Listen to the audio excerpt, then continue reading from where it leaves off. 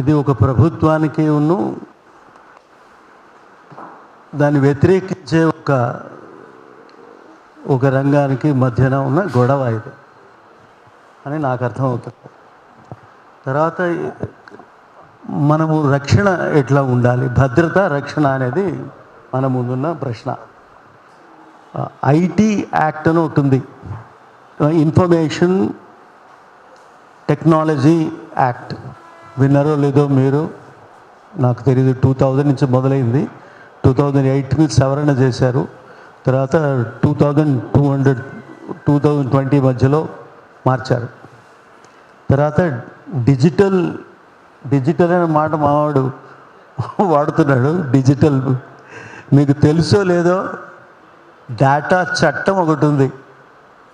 Data చట్టం అత్యంత భయానకమైన data చట్టం ఉంది. ఈ డేటా చట్టం చదవకుండా, ఈ ఇన్ఫర్మేషన్ టెక్నాలజీ యాక్ట్ చదవకుండా మీరు ఇంకా మిగతా విషయాల గురించి మంచి మంచి కొటేషన్స్ మనం మాట్లాడుకోవడం వల్ల ఏం ప్రయోజనం లేదు. అది నేను చెప్పదలుచుకున్నా. ప్రెస్ కౌన్సిల్ కేవలం ప్రభుత్వం చేతిలో ఉంది. ఇక్కడ ఇదేమిటి చేసేది లేదు. అక్కడ ఇప్పుడు ఒక ప్రభుత్వము ఏదైతే మన గురించి అన్యాయంగా మాట్లాడారు, ఇవాళ ఏమిటి ఆయన మహానుభావుడు ఏదో అన్నాడని, ఎట్లయితే అన్నాడని మీరు అనుకుంటున్నారో ఈ పనులు కూడా అవే చేస్తున్నాయి. ఒకటి. ఇక ప్రభుత్వం అనేది మీరు అర్థం చేసుకున్న తర్వాత మీకు మీడియా ఎక్కడుంది అనేది వెతుక్కుంటే మీకు దొరికేది ఎక్కడ అంటే, నేను totally agree with you, digital మీడియాలోనే ఉంటుంది. డేటా చట్టం వాళ్ళ చేతిలో ఉంది. ఈ 2 చట్టాల కింద మీకు రకరకాల రూల్స్ అండ్ రెగ్యులేషన్స్ అని కొత్తగా చేసినవి.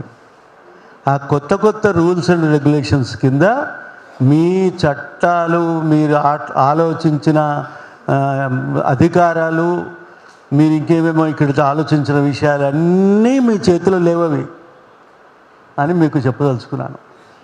అట్లా అని మీరేదో ఇది బలహీనమైపోయి ఏదో చేయకుండా ఉండొద్దు అని నేను అనడంలే.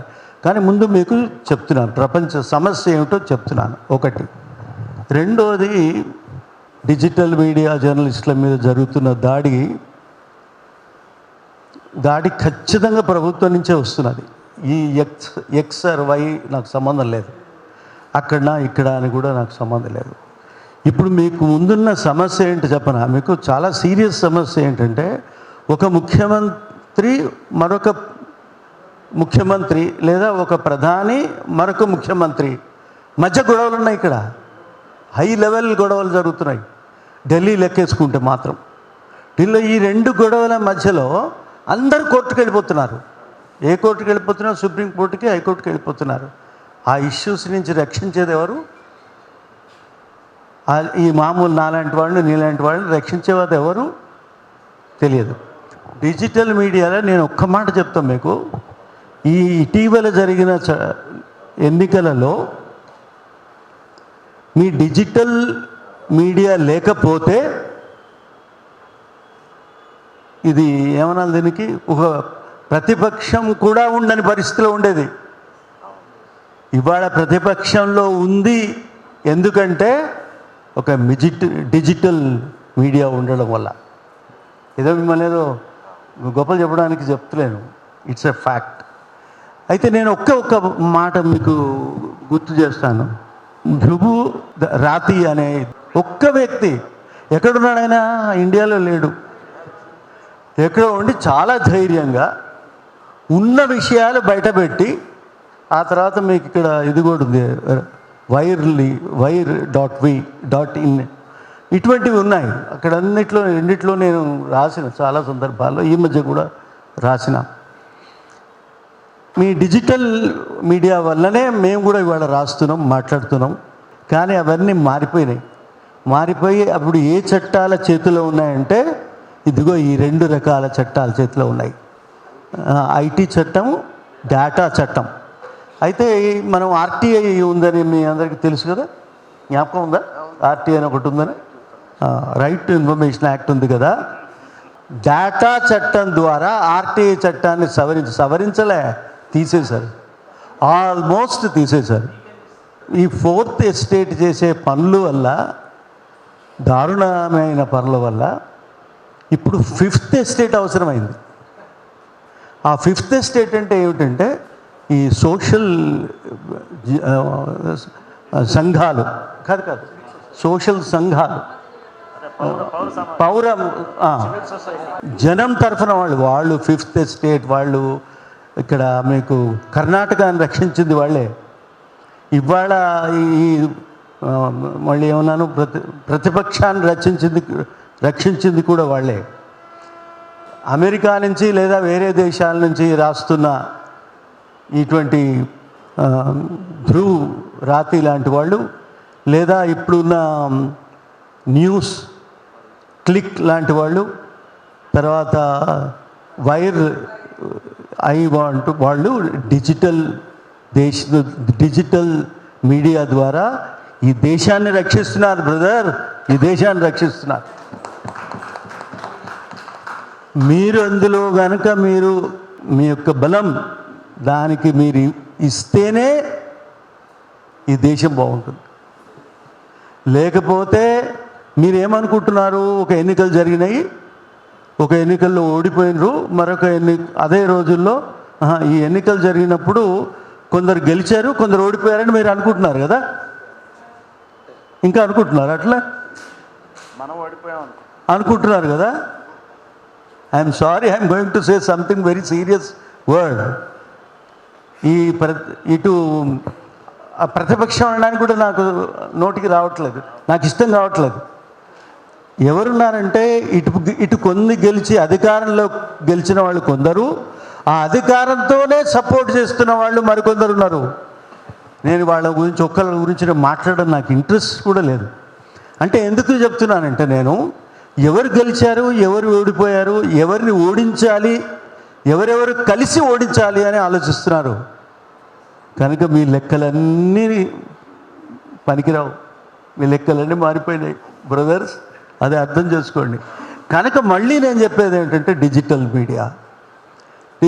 మీడియా ద్వారా మీరు నిజం చెప్పడానికి, నిజం అన్నారు కదా మీరంతా, ఎవరో మా మిత్రుడు అన్నాడు నిజం మాట్లాడాలి కదా. ఈ నిజం మాట్లాడడం, దానికి నియమాలు అని అంటున్నారు, తర్వాత భద్రత అంటున్నారు. ఎవరు గుర్తించేది, ఎవరు, ఏ ప్రభుత్వం, ఎక్కడి నుంచి వచ్చిన శక్తి నుంచి వస్తున్న వాళ్ళు మీకు ఏ విధమైన ఇవిస్తారు నాకు తెలియదు, నేను చెప్పలేను దాని గురించి. కనుక మళ్ళీ నేను మీకు చెప్పదలుచుకున్నది ఏంటంటే, మీరు నిజంగా ఈ దేశ మాట్లాడే హక్కు మీరు రక్షించుకోదలుచుకుంటే మీరు మాట్లాడుతూనే ఉండాలి,